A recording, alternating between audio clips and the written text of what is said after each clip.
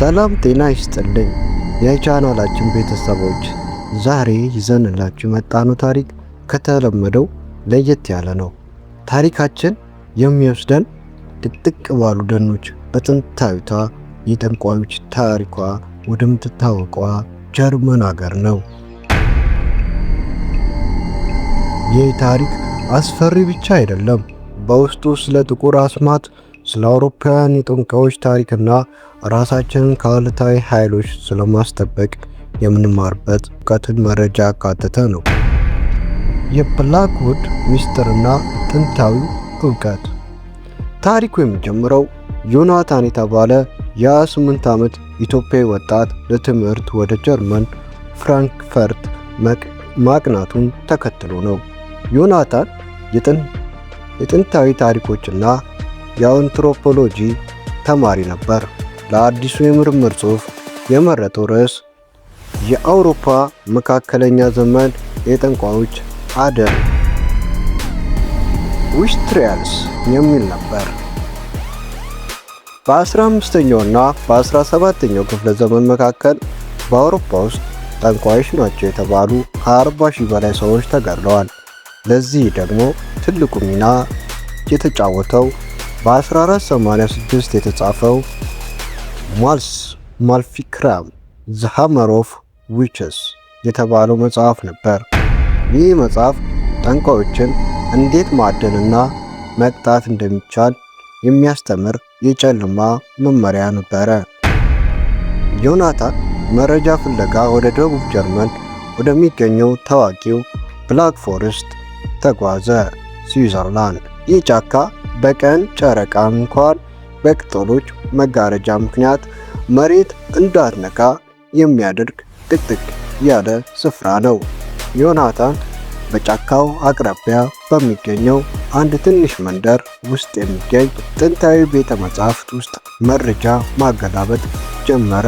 እዚያም ኤልሳ የምትባልና ስለ አካባቢው ታሪክ ጠንቅቀም የምታውቅ አንዲት አሮጊት ሴት አገኘ።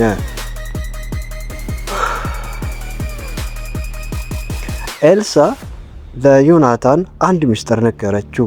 በዚህ ጫካ ውስጥ የጥላው ስብስብ ዘ ሻዶ ሰርክል የሚባሉ በ18ኛው ክፍለ ዘመን የነበሩ የጠንቋዮች ስብስብ ይኖሩ እንደነበርና መለኮታዊ ኃይል ለማግኘት የሰዎችን አእምሮ የሚሰርቁ የአምልኮ ስርዓቶችን ያደርጉ እንደነበር ነገረችው።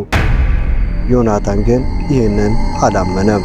ይህ ሁሉ የሰዎች ሳይኮሎጂካዊ ፍርሃት ውጤት ነው ብሎ ይከራከር ነበር።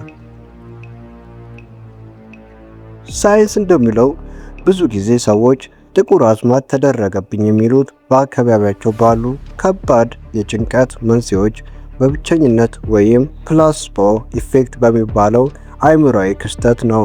አንድ ሰው ተደግሞብኛል ብሎ በጽኑ ካመነ አእምሮ በራሱ ላይ የበሽታ ምልክቶችን ማምጣት ይጀምራል። ስለዚህ መጀመሪያ አእምሮአችንን ከፍርሃት ማጽዳት ግድ ይላል። ነገር ግን ዮናታን የኤልሳን ማስጠንቀቂያ ባለመስማት ጠንቋዮቹ የደም መስዋዕት ያቀርቡበት ነበር ወደ ተባለው ጫካው ጥልቅ ክፍል ውስጥ ብቻውን ለመጓዝ ወሰነ። ሰዓቱ ከምሽቱ 11 ሰዓት ነበረ።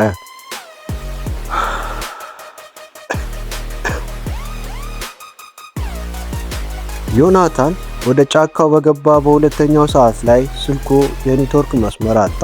ኮምፓሱ መሽከርከር ጀመረ። በድንገት የሙቀት መጠኑ በከፍተኛ ሁኔታ ቀነሰ። በአካባቢው የነበሩት ወፎች በሙሉ ዝም ጭጭ አሉ። በተፈጥሮ ውስጥ ስትጓዙ ድንገት አዕዋፋትና ነፍሳት ድምፅ ሙሉ በሙሉ ከተቋረጠ በአካባቢው ጥልቅ አዳኝ እንስሳ እንደ ድብ ወይም ተኩላ መኖሩን ወይም የአየር ግፊት በከፍተኛ ሁኔታ መቀየሩን ያሳያል። በዚህ ጊዜ ፍጥነትን ሳይጨምሩ ሳይደናገጡ ወደ መጡበት መመለስ ይመረጣል። ዮናታን ወደ ኋላ ለመመለስ ሲሞክር ግን መንገዱ ጠፋው። በዛፎቹ መካከል ረዣዥም ጥቁር ጥላዎችን ሲንቀሳቀሱ አየ። የሴቶች የሳቅ ድምፅ በጆሮዎቹ ውስጥ ያስተጋባ ጀመር። በድንገት መሬት ላይ የተሳለ ባለ 5 ማዕዘን ኮከብ ፔንታግራም አየ።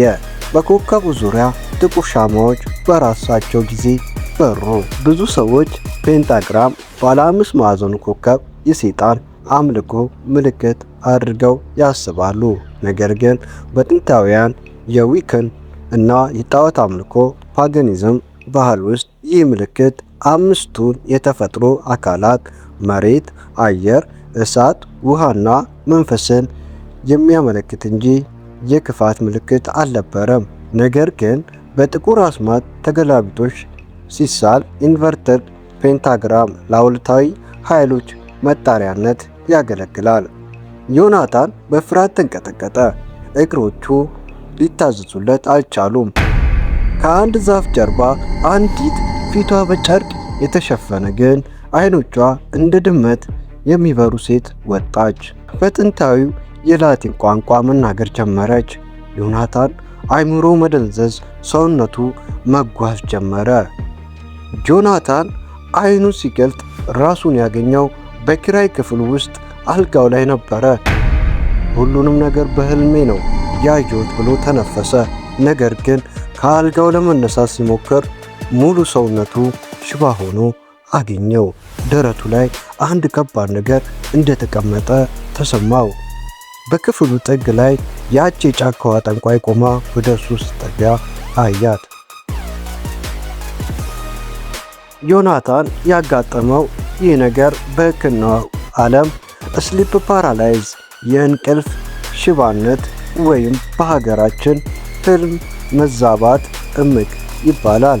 ይህ የሚሆነው አይምሯችን ከእንቅልፉ ሲነቃ፣ ነገር ግን ሰውነታችን ገና በሪም ፈጣን የአይን እንቅስቃሴ የእንቅልፍ ደረጃ ላይ ሲሆን ነው።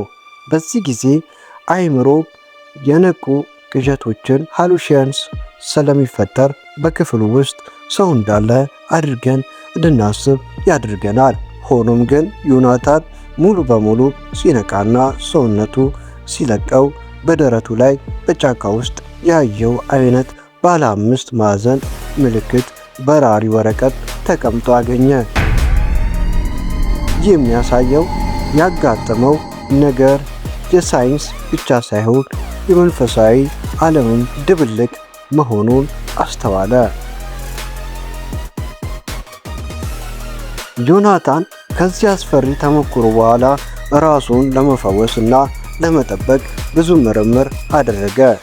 ለእናንተ ለተመልካቾቼ የሚከተሉትን ዋና ዋና ምክሮችን አስቀምጣለሁ። መንፈሳዊ ጥንካሬ። በማንኛውም እምነት ውስጥ ብትሆኑ የውስጥ ሰላምና ጸሎትን ማዘውተር በአእምሮ ዙሪያ ጠንካራ የመከላከያ ግንብ ይፈጥራል። ፍርሃት የአጋንንት ትልቁ ምግብ ነው። ሁለተኛው የአካባቢ ንጽህና ኢነርጂ ክሊኒንግ ይባላል። የምንኖርበት ክፍል ውስጥ በንጹህ አየር ማናፈስ፣ የፀሐይ ብርሃን እንዲገባ ማድረግ እና ጨለማማ ቦታዎችን ማጽዳት አሉታዊ ኃይል እንዳይከማች ያደርጋል። ሶስተኛ የአእምሮ ቁጥጥር ማይንድፉልነስ። ከመተኛታችሁ በፊት አስፈሪ ቪዲዮዎችን ወይም ጨለማ ምስሎችን አለማየት። ይህ አእምሮ በሰብኮንሺየስ ደረጃ ፍርሃትን እንዲያከማች ይረዳል፣ ማለትም በድብቁ አእምሯችን ውስጥ ማለት ነው። አራተኛ የእጽዋት አጠቃቀም ናቹራል ኸርብስ። በጥንታዊ ባህሎች ውስጥ እንደ ዕጣን፣ ጥቁር አዝሙድና ያሉ እጽዋትን ማጨስ አካባቢን ከበሽታ አምጪ ተዋሲያንና ከአሉታዊ መንፈስ ድባብ ጋር እንደሚያጸዳ ይታመናል። የዮናታን ታሪክ የሚያስተምረን በዓለማችን ላይ እኛ የማናውቃቸው ብዙ ምስጢራት ቢኖሩም ትልቁ የመከላከያ መሳሪያችን ፍርሃትን አውጥቶ መጣልና ዕውቀትን ማስታጠቅ መሆኑ ነው። እናንተስ ስለዚህ ታሪክ ምን ታስባላችሁ? በእንቅልፍ ሽባነት ስሊፕ ፓራላይዝ አሊያም በክፉ መናፍስት ጥቃት ተፈተናችሁ ታውቃላችሁ? ታሪካችሁን በኮሜንት መስጫው ላይ አጋሩን። ቪዲዮውን የወደዳችሁት ከሆነ ላይክ እና ሼር ማድረጋችሁን እንዳትረሱ። በቀጣይ እስከናኝ ሰላም ሁኑልን።